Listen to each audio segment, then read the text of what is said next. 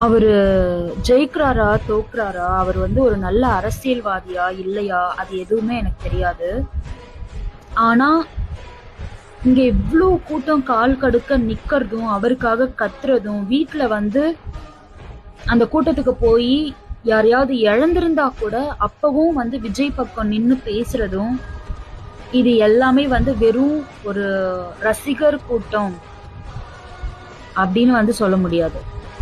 இவ்ளோ கூட்டத்த பார்த்ததுக்கு அப்புறமும் எப்படி இவங்கலாம் ஜஸ்ட் ரசிகர்கள், ஜஸ்ட் ஒரு ஆக்டர் அப்படின்னு வந்து உங்களால பேச முடியுது?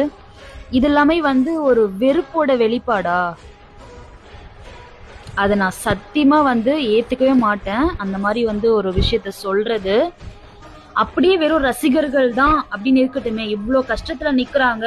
இவ்ளோ வலிய பொறுத்துக்கிட்டு அவ்ளோ கூட்டம் அவருக்காக நிக்குதுன்னா, ஏன் அதே கூட்டம் அவருக்கு ஓட்டு போடாது? அவர் வந்து உண்மையா எலெக்ஷன்ல ஜெயிச்சு ஒரு சிஎம்மா ஆகுறாரா இல்லையான்றது 2வது. ஆனா ஒரு கட்சியை தொடங்கி இவ்ளோ மனுஷங்க எப்போ அவருக்காக அவர் பக்கத்துல எல்லா கஷ்டத்துலயும் அவர் வீட்டுல ஒருத்தரை இழந்ததுக்கு அப்புறமும் கூட நிக்கிறாங்களோ அங்கேயே வந்து அவர் ஒரு நல்ல அரசியல்வாதியாவும் ஒரு நல்ல மனுஷனாவும் ஜெயிச்சிட்டாரு.